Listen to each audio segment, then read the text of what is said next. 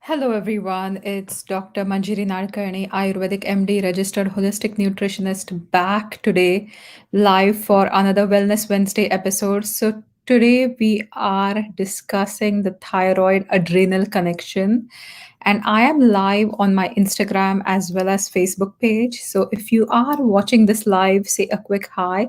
If you are watching this as a replay, you can put a hashtag as replay, and if you have any questions for me at any point of time, just feel free to message me or post it in the comment section, and I will be giving you all the answers. Hello, I can see someone on my Instagram. So, hi there. So let's talk about, why is it important to understand the connection between thyroid as well as adrenals. So the number one thing that I always mention is that you are not going to, like, it's not beneficial to look at hormones from a very solo aspect of that hormone or that gland, right? While we talk about endocrine glands as these glands that are secreted and they have certain hormones which are going to impact all over your body, it is also important to understand that these are certain, your hormones, your endocrine glands are going to work together. They are not going to work by themselves. They are not going to ignore everything else and just do their own work, right? They're always going to work in conjunction with one another.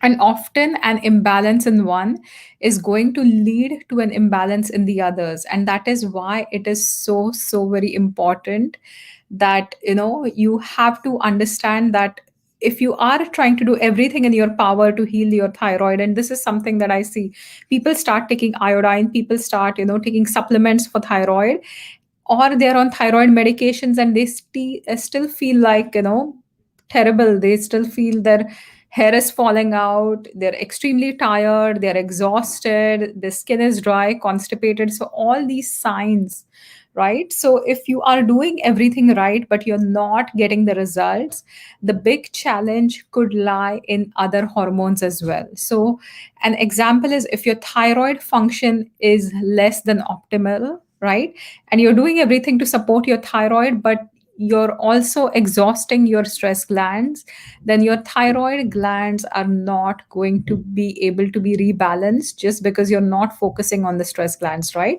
And stress is something that we all talk about. Stress is something that, especially in today's pandemic era, it's very hard to kind of control. It's very hard to be able to you know um, manage your stress for most people, but it is also an essential, right? It is also extremely essential. So can you see the video right now? Like, it says that you have trouble loading the live video. I'm just going to type a comment hi and see if you're going to be able to see this. So just let me know if the Instagram video, you're still okay with it, and then I can proceed. Okay. So what exactly happens, so your stress glands or adrenals, okay, perfect, you can see it now. So they are going to sit on top of your kidneys, and every time you're going into this fight or flight mode, it is going to start secreting, pumping hormones in your system. Okay, it's fine on Facebook. Sheena is saying it's fine as well. Perfect. Thank you.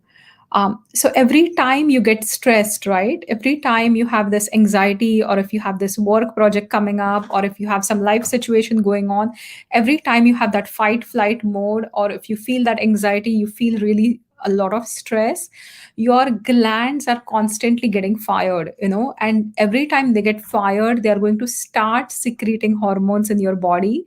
And if this goes for a long time, they produce something called cortisol, right?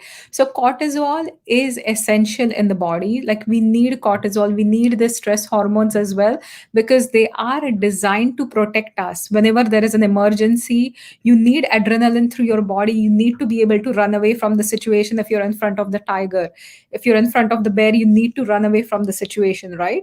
But if that situation is not life threatening and you're stuck in traffic but you're safe in your car, or if you have a work deadline which is not going to kill you, if you miss it, we miss this cues and we are constantly stressed in today's world. So that is the problem, and that is why your stress glands are getting fired all the time. So Sheena, that is exactly, so her answer is what is the remedy, how can we treat it? So that is exactly what I'm going to discuss.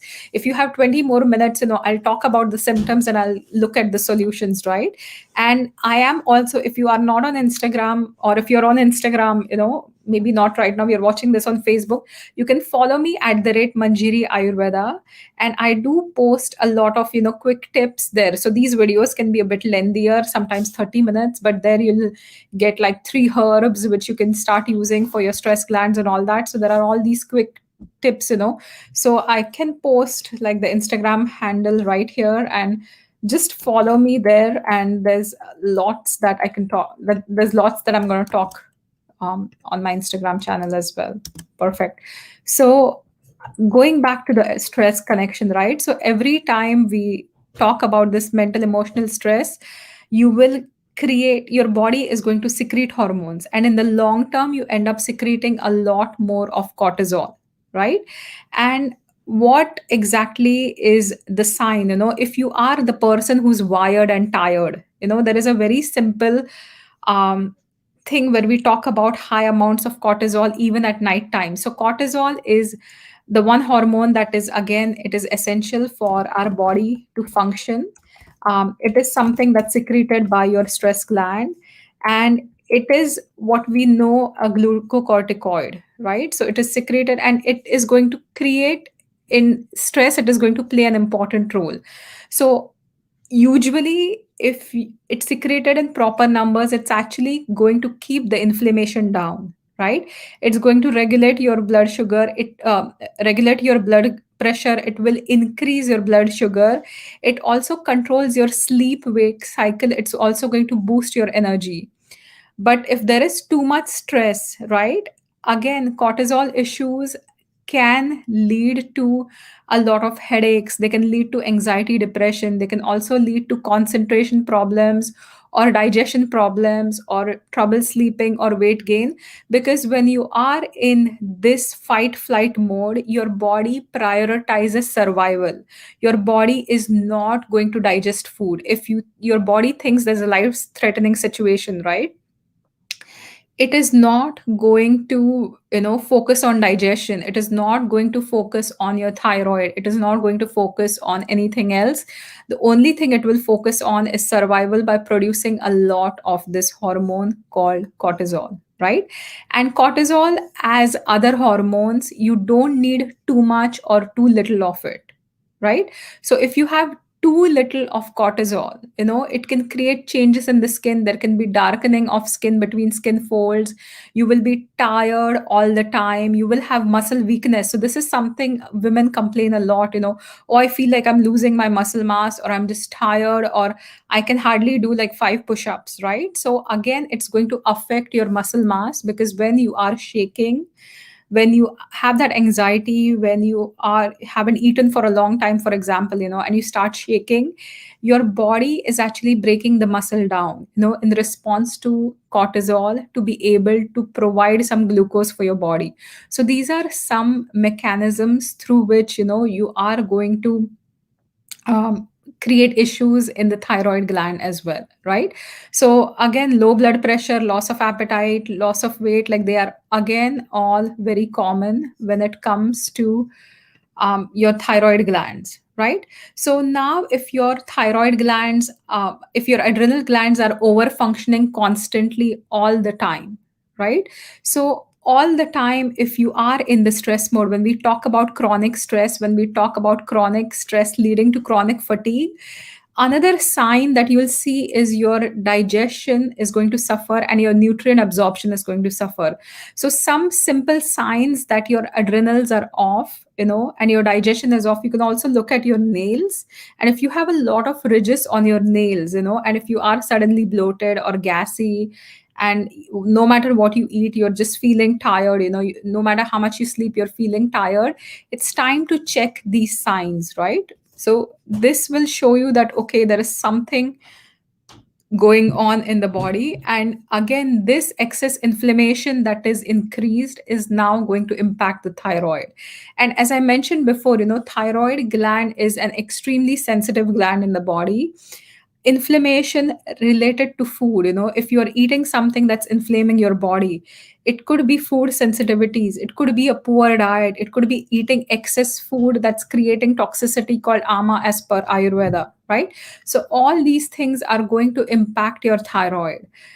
Poor digestion is going to lead to various nutritional deficiencies, which are again going to create an issue with your thyroid, right? So there are all these different sorts of connections that we look for, and that will create changes in your thyroid. Any questions so far?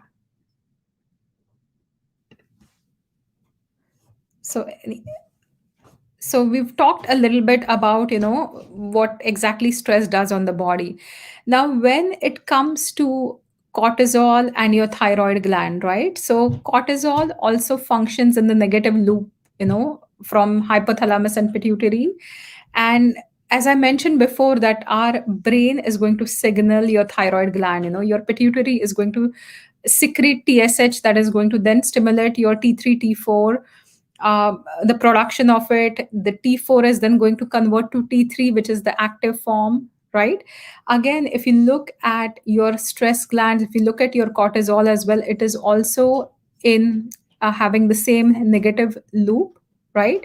And any issues with your thyroid can also impact, the conversion of T4 to T3. So whenever you have too much stress going on in your life, right, what it's going to impact is the conversion between T4 to T3 is not going to take place.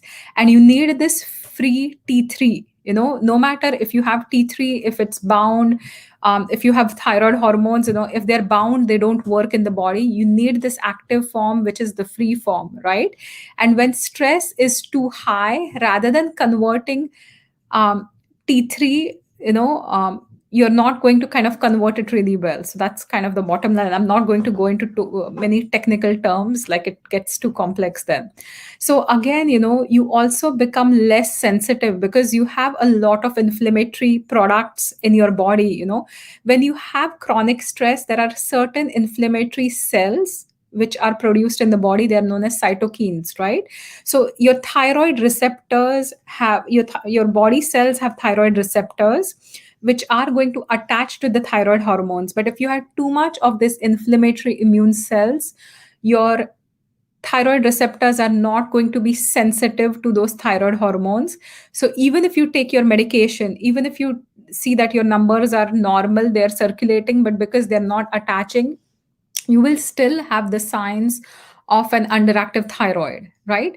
Whenever we talk about high stress is going to create issues with your immune system. So high stress is definitely going to lower your immune system, right? And stress with the immune system are in a funny relationship. Like whenever we look at that, um, what ends up happening is too much stress definitely depresses the immune system. But if you look at people having autoimmune conditions, most my clients have talked about a certain stressful period of their life which eventually ended up leading to the autoimmune condition, right? So they had an extremely stressful period going on in their life, and that definitely created issues, with autoimmune conditions. So that is another correlation, right? So I will be answering the questions in some time. So give me, like 5 more minutes. I'm going to explain what I talk about, because otherwise I kind of lose track of what I'm trying to talk about. But I'll be explaining this quickly. So immune system, again, whenever you have this cortisol issues, right, your immune system is also lowered. But as we talked about it, your digestion is getting messed up as well. So that is going to create more food allergen complexes which can get inside your body, right? And that will create a lot more issues with you. So you can definitely do that. So see, Sheena, I don't just look at the T4 level, so I can't give you, like, this is a Facebook live. Feel free to get in touch with me. We can sit down one on one. We can discuss more about how I can help you. But I don't just look at the numbers, and that is exactly what I'm trying to talk about in these talks. That just don't look at the T3, T4, TSH. We have to look at the subjective criteria. We have to look at the balance of your other hormones as well. And then we get an overall picture. So it is going to give you a wrong picture if you just focus on the T4 levels or the TSH levels or the T3 levels, because you might have T4, okay, they could be lowered. Is it converting? Is it not converting? And there are also subjective signs which are important, like are you having the signs of related to thyroid issues? So that is an important aspect. Another question I have is the cortisol metabolism relationship. So 100%, right? So cortisol is going to increase the availability, of fuel to the body. It mobilizes the glucose, right? So whenever you're not having enough glucose in the body, cortisol is going to really create, it's going to break down your muscle mass. It's going to really help, like, create sugar from or glucose from the muscle mass, right? So definitely the less muscle mass you have, the less lowered your metabolism is going to be. So eventually, if you look at the long term stress, that is how it's going to lower your metabolism, right? So cortisol is going to cause all the breakdown of the muscle tissue, which will then be converted into glucose, because cortisol is a stress hormone. It's going to make sure that your body has glucose all the time, which your brain needs for optimal function. So this is what it does by lowering your um, muscle mass, breaking down the muscle mass into glucose. So I hope this is helping. I'm going to say a quick hi to Harsha. Okay, so yeah. So the last thing I wanted to say, and that is why it is extremely important to get your cortisol tested, right? So cortisol is a hormone that is another crucial factor in understanding the thyroid as well as the adrenal connection. Typically, as soon as you wake up, within 30 minutes of waking up, your cortisol starts increasing, and then it has a gradual curve. It will increase to the highest, and then it starts lowering throughout the day. So depending on what is going on, your stress levels, your health, are you having too high or too low cortisol, the cortisol curve that we talk about is going to change. So typically, from that cortisol mapping, when we take cortisol salivary test, we take it at 4 different times of the day, and we chart it across like a table or a curve. And that's when we can really understand where your stress hormones are at the time.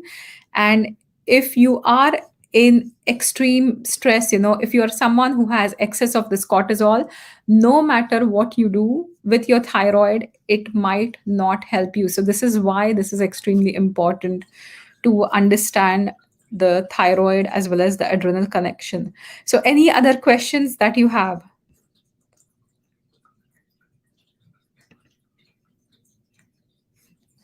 So, Cremenza or Sheena, do you have any other questions? See, I can answer all the general questions. I can't answer the personal questions unless I know more about your health history, Facebook Lives are not the best way to get like one on one advice. We can 100% sit down together. And one of the most important things, you have to focus on um, managing your stress level. So, what is exactly the solution, right? So, the solution first is to identify where you have the stressors coming on in your life. Is it more related to physical stress?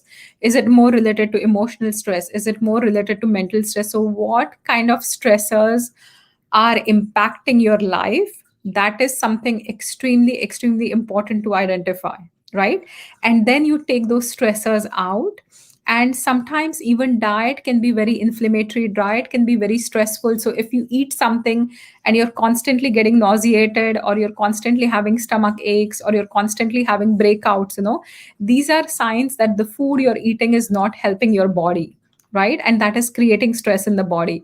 If you have too much emotional stress, then you can take that out as well. Like emotional stress, you have to find ways to be able to decompress. You can go for counseling. If you can't handle it by yourself, you can start journaling, you can start a regular meditation practice. So my personal go to is a morning meditation practice as soon as I wake up, maybe 5 minutes, maybe 10 minutes. it 100% helps you stay more balanced and grounded throughout the day. So if your cortisol is high, so Kremenza, the number one thing is, always look at your stressors, So always you have to look at what is bringing those levels up, right? So that is the number one thing you have to do. So identifying the factors will be definitely the main ones. So then how would you lower the cortisol? That is another thing, right? So that's what we can discuss now. So lowering stress, having a good diet, right? So number one, a few things that also support, a few good foods that are going to support and keep cortisol level straight are, something like green tea is really good. Our dark chocolate is extremely good. Even probiotics work really well. So adding some probiotic rich diet, lacto fermented vegetables, unless you are a very pitta person, and you can't have too many of these. Otherwise, this is something that you can definitely go for. um, Sleep is one thing that is often missed. When we talk about the three pillars of Ayurveda, the three things that I talk about, first is diet, the second one is sleep, right? So if you are somebody who has chronic sleep deprivation, that leads to increased cortisol in your bloodstream. So when you have this too much stress going on, you're not sleeping well, you have to find the root cause of your sleep issues. Are you affected by blue light? Are you watching too much TV or playing games on your iPad, before you sleep? That is something you have to stop as well, right? So getting a good night's rest is important. Managing your energy, right? So wherever you put your energy, that's how the outcome you will receive, right? So if you're putting too much of your emotional energy, physical energy into things that are not supporting your body, it is going to break your body down, it is going to increase your cortisol further, right? Sometimes taking up a hobby, like I love gardening. Whenever I was going through like all the craziness in COVID, third wave, I just took to gardening so I could kind of really stabilize my own mind and my own emotions. So this was something that was really, really helping me. And this is something you can really take, one thing I tell all my clients is 30 minutes every single day to do something that you love to do, right? So absolutely 30 minutes a day. You don't need like a ton of time, but every time, even if you take just 30 minutes a day, that is extremely important. And the other thing, Cremenza, what I would like to say is, you get a good sleep, you have a routine that's working good, but you have time stress moments. See, another good thing would be to get the cortisol mapped out, because have you had your cortisol tested? Right. So sometimes symptomatically, we can have, because high and low cortisol, there are certain signs that would, or symptoms that would overlap with each other. So if you get your cortisol testing, then you might get a better understanding of what's happening. Is it too high? Is it too low? Is it increasing more at night than it should? And that's how we can employ the strategies. So that's something that I do in my practice. But feel free to message me, so we can discuss a little bit more one on one and see how I can help you. So I hope this was really helpful. If you have any further questions related to the thyroid adrenal connection, please post it in the comments here. And I will definitely get back to you with any questions that you have. So thank you for watching this live.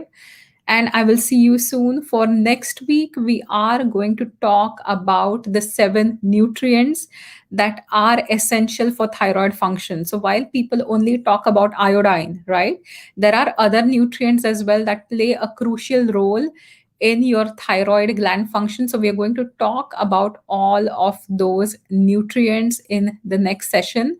I am also going to host a master class on thyroid. So if you are trying to do everything in your power to heal your thyroid, but nothing seems to work, I am going to offer like a thyroid masterclass where you also get a recipe booklet with thyroid healing recipes. So I am still working on the process, but if you're interested, just message me as the thyroid masterclass and I'll give you information as soon as I have it ready. So there is someone online on Instagram as well, BSMC317. I'm just going to say a quick hi. And Thank you for watching this live as always. If you found this valuable, please share it with your friends or tag them here. And I will see you soon. Thanks and have a fantastic day. Bye for now.